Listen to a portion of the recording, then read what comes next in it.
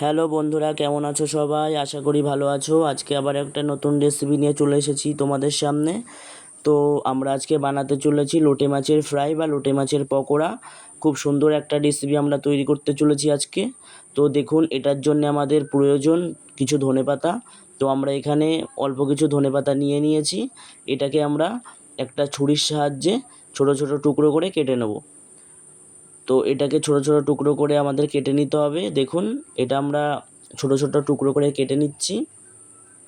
এরপরে আমরা নেব একটা পাত্রের মধ্যে লোটে মাছ। এখানে আমরা 400 গ্রাম লোটে মাছ ব্যবহার করেছি। এর মধ্যে আমাদের দিতে হবে কিছুটা পরিমাণ লেবুর রস।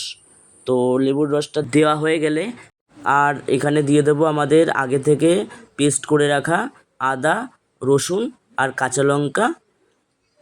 তো এগুলো আমরা সবগুলো একে একে দিয়ে দেবো এখানে।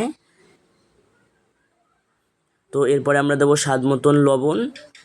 তারপরে আমরা দেবো হলুদ গুঁড়ো, লঙ্কার গুঁড়ো, জিরের গুঁড়ো দিয়ে এটা ভালো করে আমাদের মাখিয়ে নিতে হবে।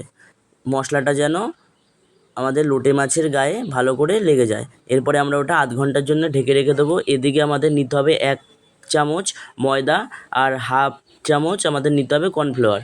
এরপরে আমরা এর মধ্যে দেবো স্বাদ মতন লবণ ও 1 চামচ দিতে হবে আমাদের কাশ্মীরি লঙ্কার গুঁড়ো।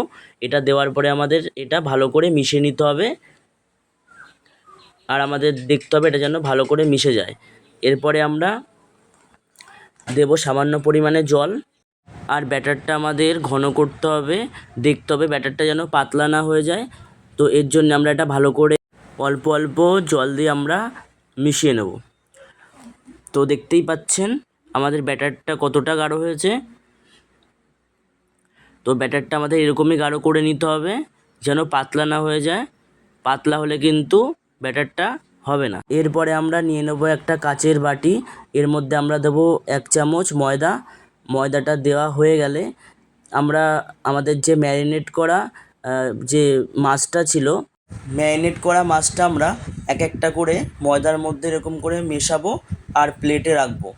তো এগুলো আমাদের এক এক করে সবগুলো এরকম করে করে নিতে হবে।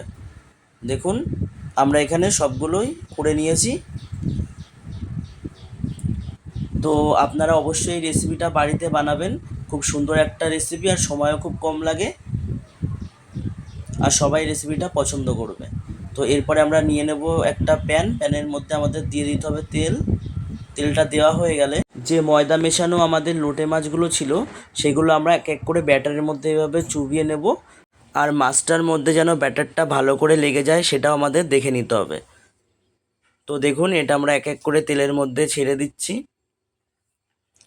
তো এরকম করে আমরা সবগুলোই তেলের মধ্যে ছেড়ে দেবো। আর আমাদের গ্যাসের ফ্লেমটা অবশ্যই আস্তে দিয়ে নিয়ে ভাজতে হবে। এর কারণ এটা যেন পুড়ে না যায় আর ভিতর থেকেও এটা ভাজা হবে ও মুচমুচে হবে। তো দেখুন, আমাদের ভাজা কমপ্লিট হয়ে গেছে। তো একে একে আমরা এটা তুলে নেব। তো আজকে আমাদের মেনু তৈরি হয়ে গেছে লোটে মাছের ফ্রাই বা লোটে মাছের পকোড়া। আপনারা অতি অবশ্যই এটা বাড়িতে বানাবেন। এটা খুব অল্প সময়ের মধ্যে তৈরি হয়ে যায়। আর আপনারা এটা যাকেই বানিয়ে খাওয়াবেন সবাই এটা পছন্দ করবে। আর এটা খেতে খুব টেস্টি। এরপরে আমরা দিয়ে দেবো এখানে সামান্য পরিমাণ সস। আর আমাদের কেটে রাখা যে ধনেপাতাগুলো ছিল সেগুলো আমরা ওপর থেকে একটু ছড়িয়ে দেবো। তো দেখুন, আমাদের তৈরি হয়ে গেছে আজকের মেনু লোটে মাছের ফিশ ফ্রাই বা লোটে মাছের পকোড়া।